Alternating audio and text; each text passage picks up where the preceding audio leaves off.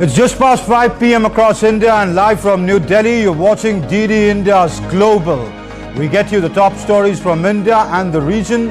I'm Amritpal Singh, and for the news from the rest of the world, I'm joined by my colleague in London, Ollie Barrett. Good evening, Ollie. Good evening, Amrit. It's 12:30 p.m. here in London, 1:30 p.m. across Central Europe. Coming up in the next half an hour, Blinken in Kiev, a row between London and Beijing, and new US tariffs on Chinese products. First, the headlines. US Secretary of State Antony Blinken arrives in Kiev, meets his counterpart Dmitry Kuleba and President Volodymyr Zelensky to reaffirm American solidarity and support. UK summons Chinese ambassador after 3 men are charged with spying for Hong Kong. China denounces the accusation. Indian Prime Minister Narendra Modi files his nomination papers from the Varanasi Lok Sabha seat for the 3rd time amid a show of strength by NDA leaders. Opposition leaders, including the Congress's Manish Tiwari, files his nomination papers from Chandigarh.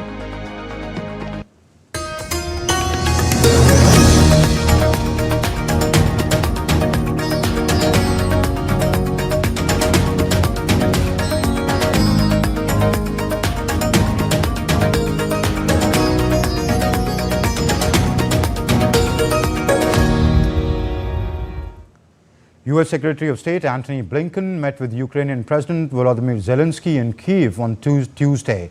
During the meeting, Blinken assured Zelensky that a new US weapons package had already started arriving in Kiev and said that it's going to have an impact on the battlefield in Ukraine. Admire your extraordinary resilience, your endurance, your strength, your leadership. And we know this is a challenging time. But we also know that in the near term, the assistance is now on the way.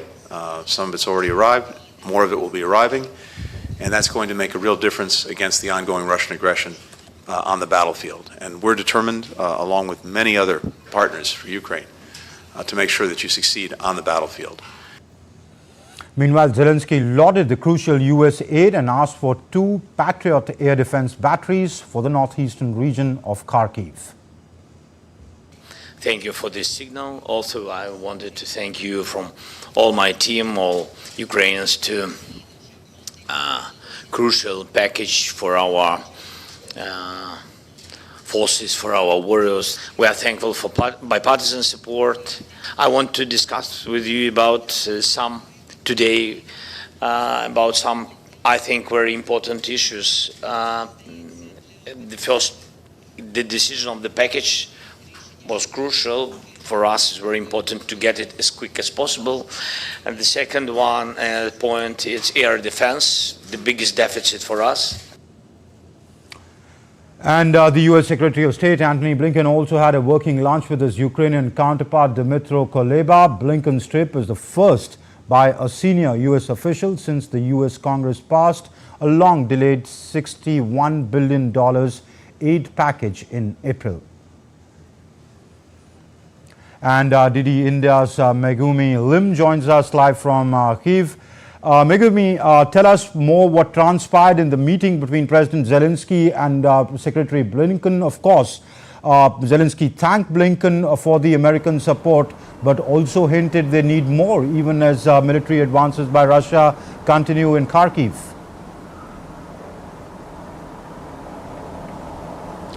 That's right. Blinken's surprise visit to Kiev is his 4th visit to the capital since Russia launched its full-scale invasion, but it is his first visit since the U.S. Congress approved additional military aid for Ukraine last month. Now, as you mentioned earlier, Blinken has already met with President Zelensky, where he reiterated unwavering support for Ukraine and has said that more military assistance was on the way. Now, President Zelensky did thank Blinken and the United States for what he called crucial military assistance from the United States, but he also stressed the importance for faster arms deliveries and also the importance of more, as you mentioned earlier, more air defense systems, especially in the Kharkiv region where Ukrainian troops are trying to repel intensified Russian attacks after this ground assault took place last week. Now we have also been seeing reports that Ukraine is increasingly failing to shoot down Russian missiles. According to some reports, Ukraine has only been able to shoot down about 46% of Russian missiles over the past 6 months, as opposed to 73% interception rate during the preceding 6 months. Now, however, the main mission and objective of Blinken's visit is to discuss how Ukraine can gain back the initiative on the battlefield as they continue to be outmanned and outgunned, and as new weapons deliveries arrive to the front lines. How can Ukraine change the tide of the war in their favor? Now, they will also be discussing security guarantees from the United States for Ukraine, and also probably will try to secure and finalize a bilateral security agreement, which Ukrainian officials have said they are trying to finalize this month. And Ukraine is also trying to get the United States to rally more support from more countries ahead of Ukraine's peace summit next month. Megumi Lim, many thanks for that update. Joining us, Megumi Lim was joining us from Kiev. And in Russia-Ukraine conflict, intense fighting continues even as the Russians claim to have overtaken another town in Kharkiv. My colleague Ollie Barrett is in London and gives us more on this and the other top stories making headlines around the world. And Ollie, the Russian offensive continues, but it's created quite a humanitarian situation with people evacuating from there across the border, isn't it? That's right. The Russian Defense Ministry is saying that its troops have now captured the town of Buharovka in Ukraine's Kharkiv region and have destroyed multiple targets in the border town of Vovchansk as well. The Ukrainian army, for their part, say their forces have targeted Russian electronic warfare systems, command posts and ammunition depots as well. Ukraine's President Volodymyr Zelensky says forces have launched counter-offensives in the Kharkiv region. Well, DD India's Dasha Chernyshova joins us live now from Moscow for more on this. Dasha, what are Moscow's objectives with the Kharkiv offensive?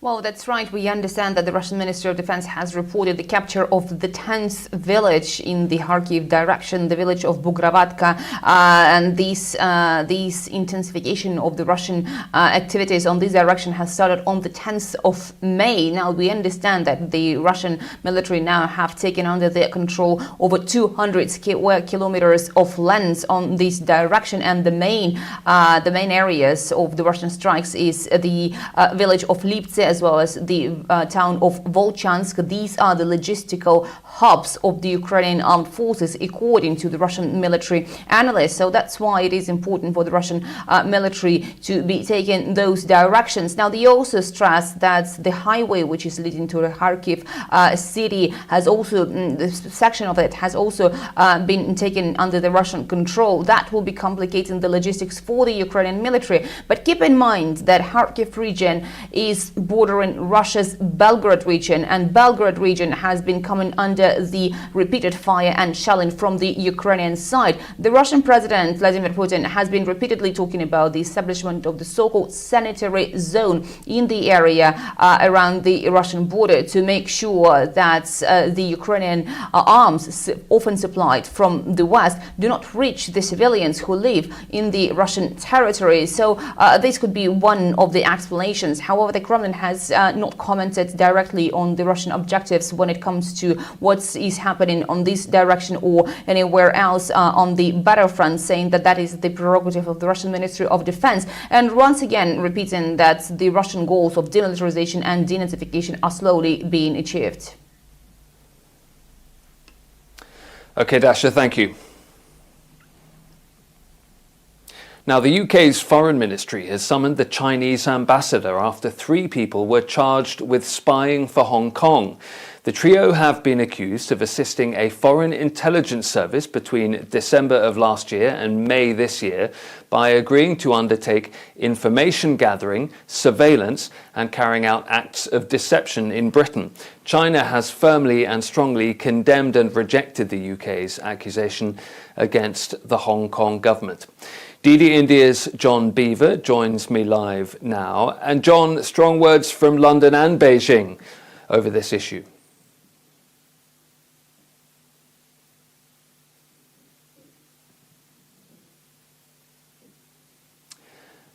John Beaver joining me now live from London. John, strong words from London and Beijing on this issue.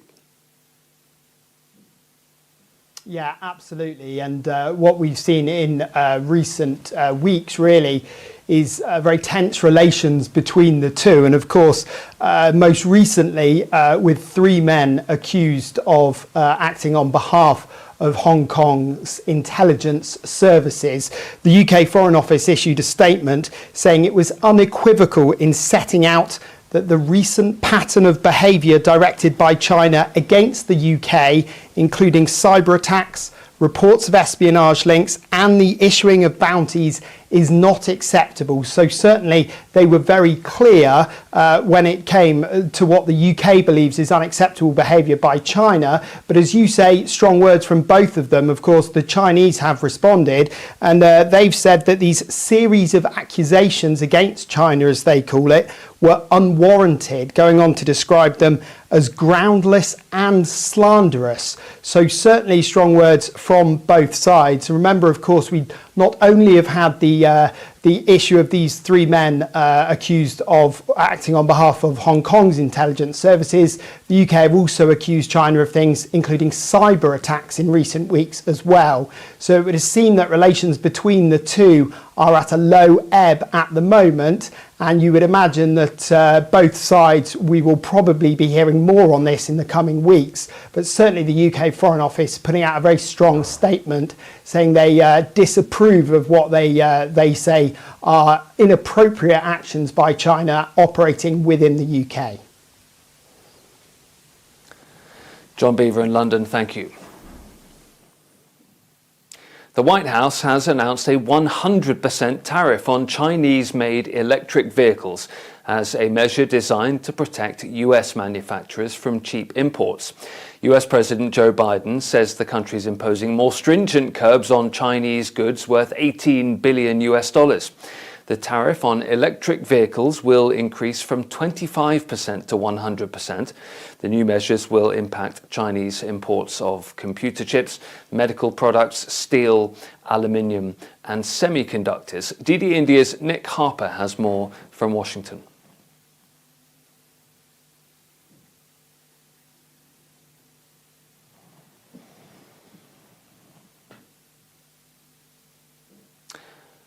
No, Nick Harper. We'll come back to him later, I'm sure. There have, though, been scuffles between Georgia's ruling party and opposition lawmakers in Parliament on Tuesday.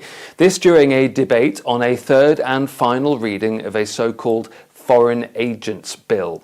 Thousands of people have been protesting on the streets of Georgia against the controversial foreign influence legislation. Protesters are concerned that once it becomes law, it could be used by the government to stifle the voice of critics. If the bill does pass on Tuesday, the Georgian president says she will veto it, but the parliament, controlled by the ruling party, can override that veto. The Kremlin, meanwhile, says outside powers are meddling in Georgia's affairs, despite attempts by the leadership in Tbilisi to prevent such actions. The European Union says the bill, which says organisations receiving more than 20% of their funding from abroad should register as agents of foreign influence, threatens Georgia's bid to join the bloc. The ruling Georgian Dream Party says the legislation is needed to enhance NGO funding transparency and to protect the country from interference from Western powers. UK Prime Minister Rishi Sunak has attended a torch of commemoration lighting ceremony here in London on Tuesday. It marks the beginning of the 80th anniversary of the D-Day landings along the Normandy coast of France during World War II.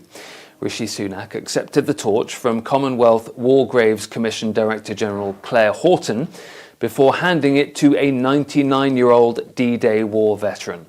The D-Day operation that took place on June the 6th, 1944, was the largest seaborne and airborne assault in military history.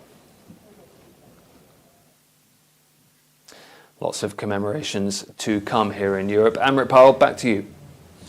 Thank you, Ollie, for that. And still to come on DD India Global, Bollywood actor Kangana Ranaut files her nomination papers from Mandi in the hill state of Himachal Pradesh. And big Hollywood names get ready to walk the red carpet for the 77th edition of the Cannes Film Festival.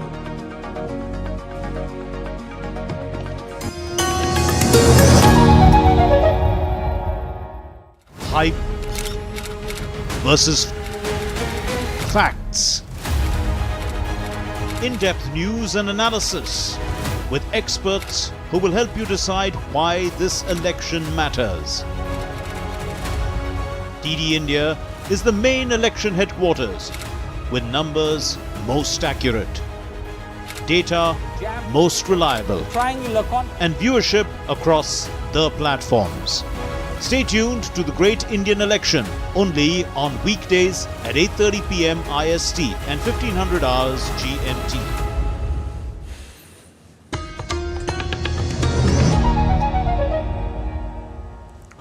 You're watching DD India Global. I'm Amritpal Singh. Up first, we get you up to speed with the world's largest democratic election that's taking place in India.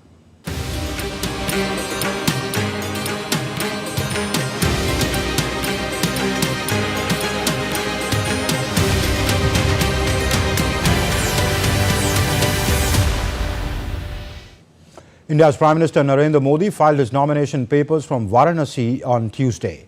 Varanasi's Lok Sabha seat is a constituency from where Prime Minister Modi has secured wins with larger margins for two consecutive terms. That's in 2014 and in 2019. Pandit Gyaneshwar Shastri, a member of the Brahmin community who's known for determining the auspicious time for consecration of the Ram temple in Ayodhya, and Uttar Pradesh Chief Minister Yogi Adityanath accompanied the Prime Minister inside the centre where he was filing his nomination papers. The Prime Minister is seeking a third term as a Member of Parliament from Varanasi constituency, which goes to the polls on the 1st of June. That's the seventh and the final phase of the general elections. The results will be declared on 4th of June.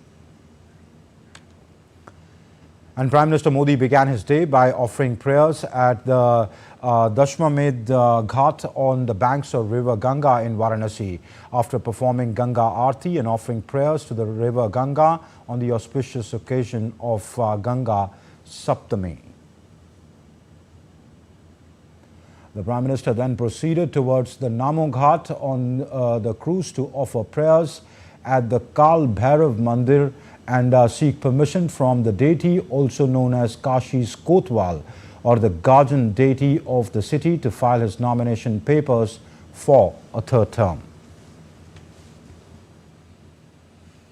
And leaders from other political parties also filed their nominations on Tuesday, as today is the last date for filing nominations for the 7th and the last phase of general elections.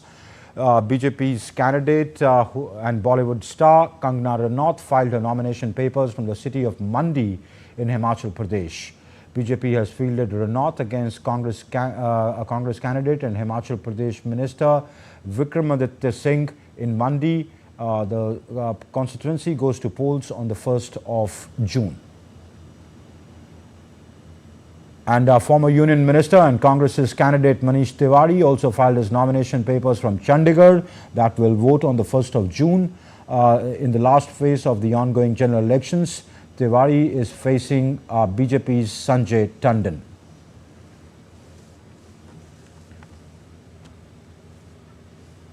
Well, Team Poll Pulse has arrived in Lucknow, the vibrant city of Uttar Pradesh, to capture the pulse of the elections.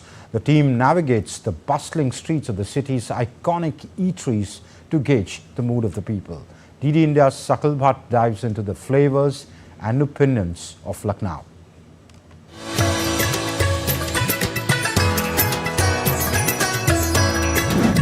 A popular cliche in Hindi, Delhi ka rasta UP hote hue jata hai, which means road to the power center in Delhi passes through UP.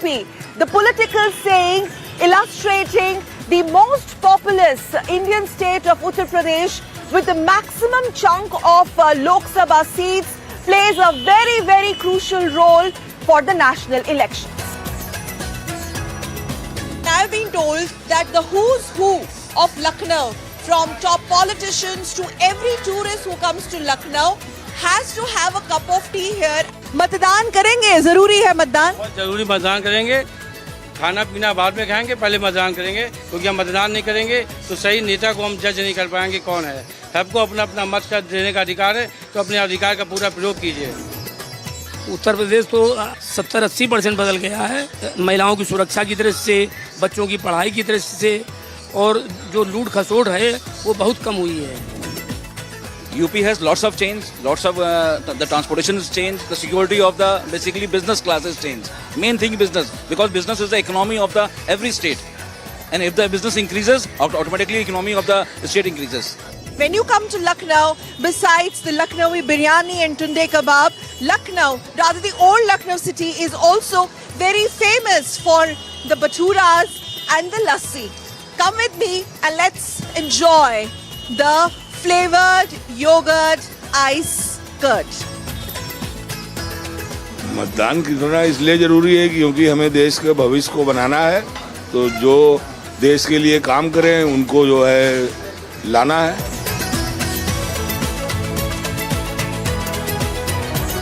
I love Lucknow. I love Lucknow because Lucknow is you smile every day if you are in Lucknow.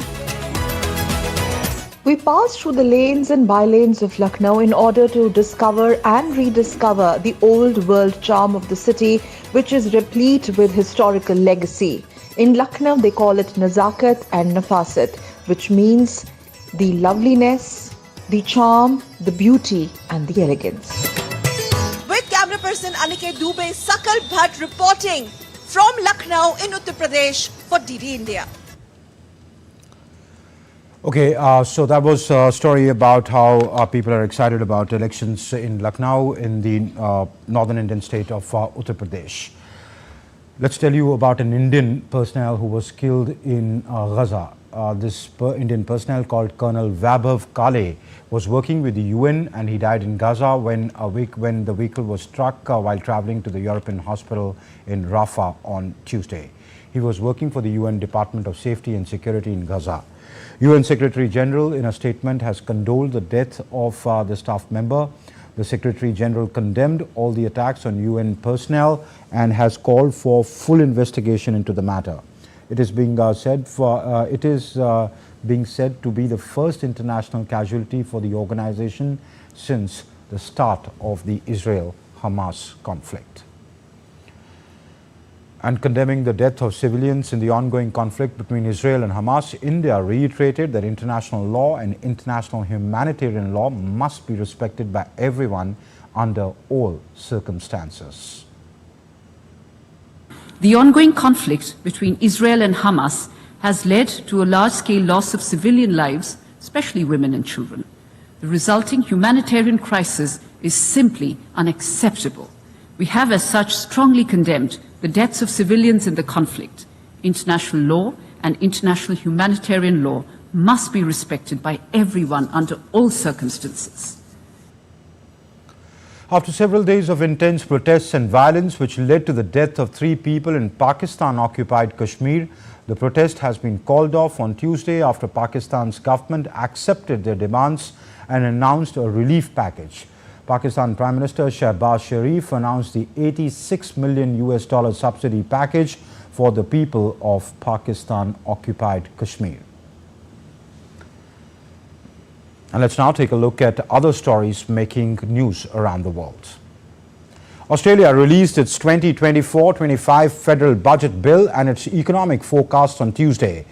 In his third annual budget since 2022, Treasurer Jim Chalmers pledged more money for renewables, critical minerals and defense, alongside a long-planned cut to income taxes worth an average of about 1,888 Australian dollars a year for each taxpayer.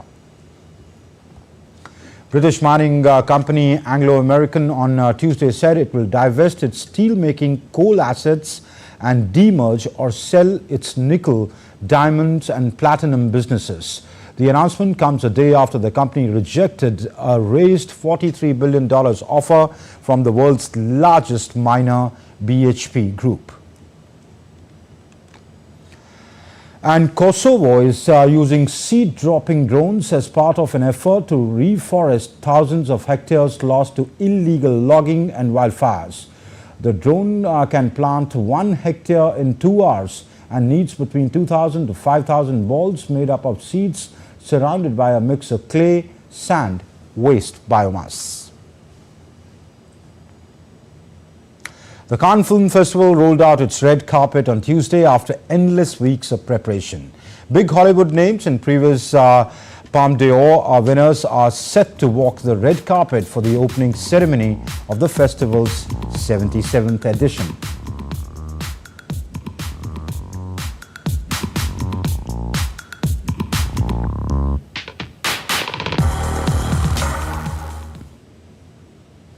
And that's it in this edition of DD India's Global. But let us know your thoughts on the news of the day. And for those on the go, you can get all the updates, the latest news from India and across the world on DD India's mobile app.